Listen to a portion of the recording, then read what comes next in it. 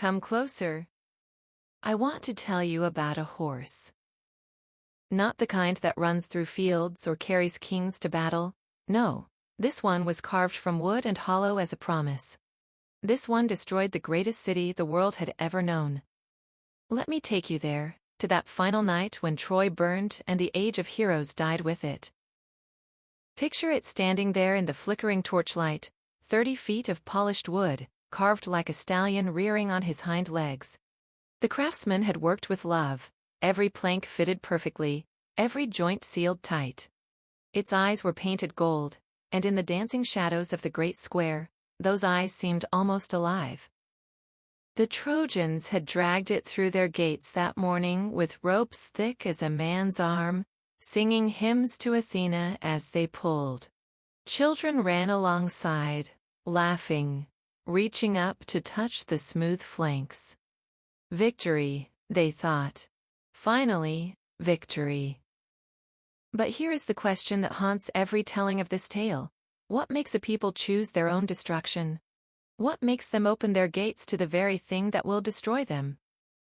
For 10 years, Troy had stood against the Greeks. 10 years of siege, of blood, of children born who knew nothing but the sound of bronze on bronze beyond the walls. 10 years of asking themselves, how long can we endure?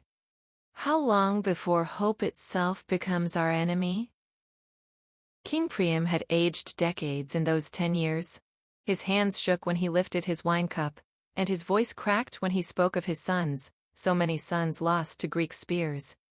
Hector, his greatest, had fallen to Achilles just months before, and the king's grief sat on his shoulders like a cloak of lead.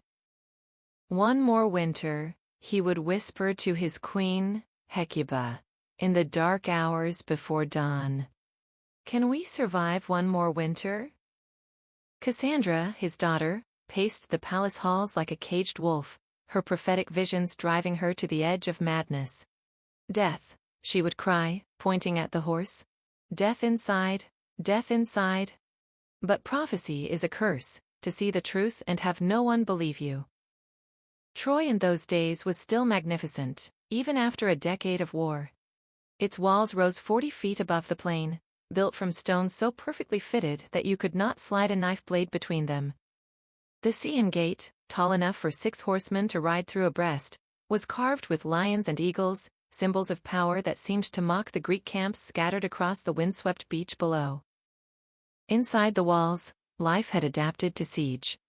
The agora still bustled with merchants selling grain at prices that made mothers weep, and wine so watered it tasted of nothing but hope. Children played war games in the narrow streets, using sticks for swords, their laughter echoing off walls that bore the scorch marks of fire arrows. The smell of burning hung always in the air, wood, cloth, sometimes something worse that no one spoke of aloud. In the temples, priests burned what little incense remained, praying to gods who seemed to have grown deaf to Trojan suffering. The great statue of Athena, patron goddess of the city, stood 30 feet tall in her sanctuary, her bronze face serene and terrible. Her eyes, inlaid with silver, seemed to watch everything and judge. The pressure had been building for months. Not just the siege, that was old misery, worn smooth by repetition. This was something new, something that crept through the city like fever. The granaries were nearly empty. Rats had gotten into the last stores of barley, and even the palace kitchens served bread that was half sawdust. Men began to eye each other differently in the streets, counting rations, measuring loyalties. Then came the morning when the Greeks were gone. Just gone. Their black ships, their cook fires, their armor glinting on the beach, all of it vanished like a fever dream. The Trojans climbed their walls that dawn and stared out at empty sand, at the scattered debris of a decade-long camp. The silence was deafening.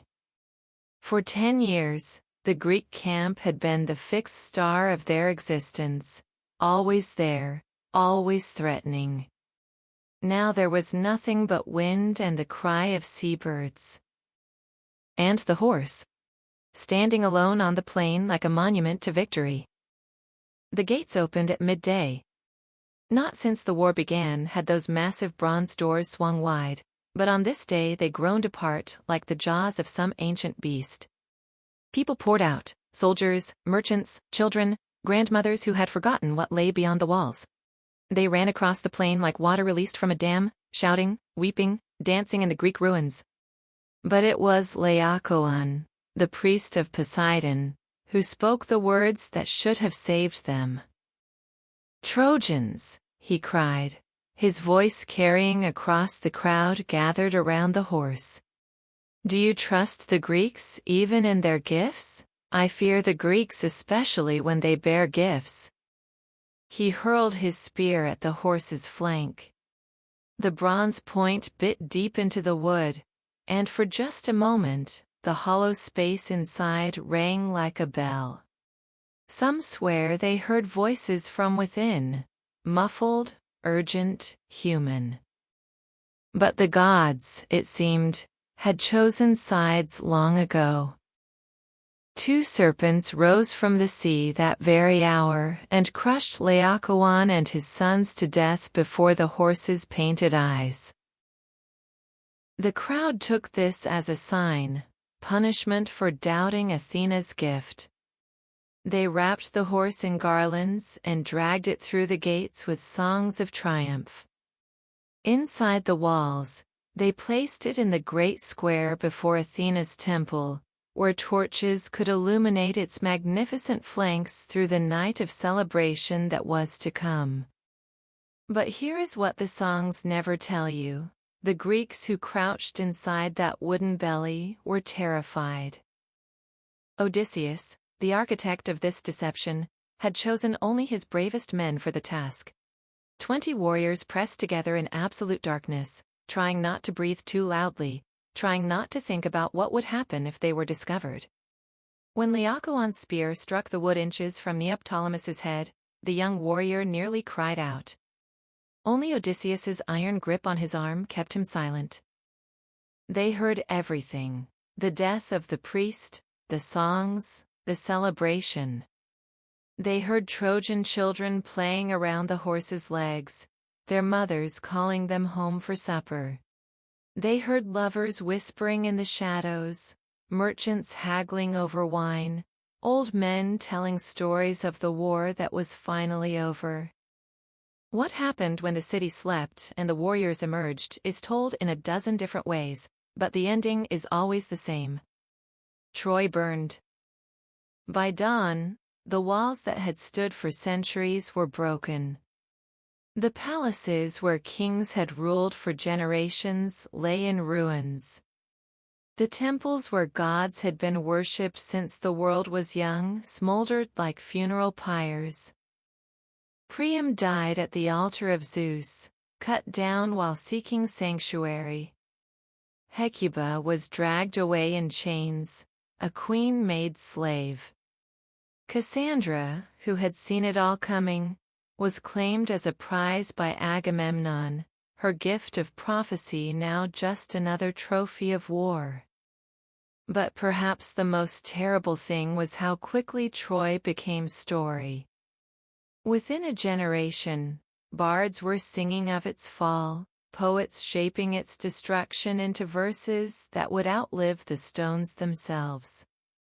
The city that had been home to thousands became a symbol of pride, of folly, of the terrible price of trusting your enemy's gifts. They say if you visit the ruins of Troy today, the mound called Hisarlik where archaeologists dig for fragments of the truth, you can still see traces of fire in the stones. The wooden horse is long gone, of course, burned with everything else that night when the world changed. But sometimes, in the evening light, when the wind moves through the olive trees that grow where palaces once stood, you might glimpse something in the shadows. A shape that might have been magnificent once. Eyes that were painted gold and seemed, for just a moment, almost alive. Standing silent in the firelight, waiting for the gates to open.